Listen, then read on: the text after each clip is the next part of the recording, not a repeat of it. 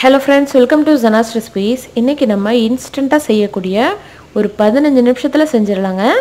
அவல வச்சு ஒரு பாயாசம் எப்படி பண்றதுன்னு பார்க்கலாம். அதுக்கு முன்னாடி நான் இன்னைக்கு பாத்தீங்கன்னா ஒரு 200 கிராம் அவல் எடுத்து வச்சிருக்கேன். அதை வந்து நம்ம லைட்டா வறுத்துறணும். ஒரு 1/2 டேபிள் ஸ்பூன் நெய்யோ அல்லது எண்ணெயோ ஊத்திட்டு அவலை வந்து வறுக்கலாம். அவல் வந்து எதுக்கு வறுக்குறோம் அப்படினா பச்சை ஸ்மெல் வரும். அதனால தான் அது வறுத்துட்டா கொஞ்சம் நல்ல ஃப்ளேவரா இருக்கும். ரொம்பலாம் கோல்டன் பிரவுன் ஆகணும் அவசியம் இல்லைங்க. லைட்டா சூடு வந்தா போதும்.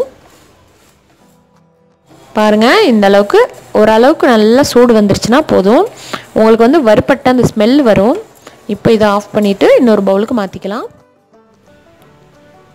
பாயாசம் பண்றதுக்கு பால் வந்து ஒரு 1/2 லிட்டர் போல காய்ச்சி வச்சுக்கோங்க. இப்போ வந்து பால் வந்து நல்லா கொதிச்சிட்டு இருக்கு. இந்த ஸ்டேஜ்ல வந்து இந்த பாலுக்கும் இந்த பாயாசத்துக்கும் தேவையான சர்க்கரை ஆட் பண்ணிக்கலாம்.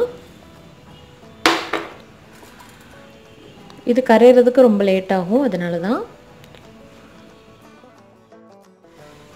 பால் நல்லா கொதிச்சிருச்சுங்க, சர்க்கரையும் கரைஞ்சாச்சு. இப்போ நம்ம வறுத்து வச்சிருக்க இந்த அவலை வந்து கொஞ்சம் கொஞ்சமா சேர்த்து கிண்டுங்க. அடுப்பை வந்து சிம்ல வச்சுக்கோங்க.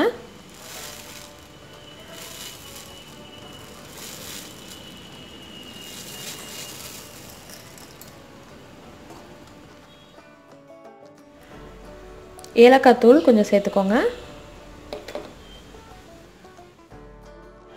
பாயாசத்துக்கு எப்பவும் கொஞ்சமாக உப்பு போடணும், போட்டுடலாம். அப்போ தான் அந்த இனிப்பு வந்து நல்லா தூக்கி கொடுக்கும். இப்போ பாருங்கள், அவல் வந்து நல்லா குக் ஆகணுங்க. இந்த மாதிரி இருக்குது. இன்னும் ஒரு 5 நிமிஷம் கழித்து நம்ம ஆஃப் பண்ணிடலாம். நல்ல ஒரு பாயாசம் திக்கான கன்சிஸ்டன்சியில் வந்துட்டுருக்கு. அவ்வளோதான் ஃப்ரெண்ட்ஸ், நம்மளுடைய அவல் பாயாசம் சூப்பராக ரெடி ஆயிடுச்சு. கடைசியாக முந்திரி, திராட்சை, பாதாம் எல்லாத்தையும் தாளித்து கொட்டிடுங்க.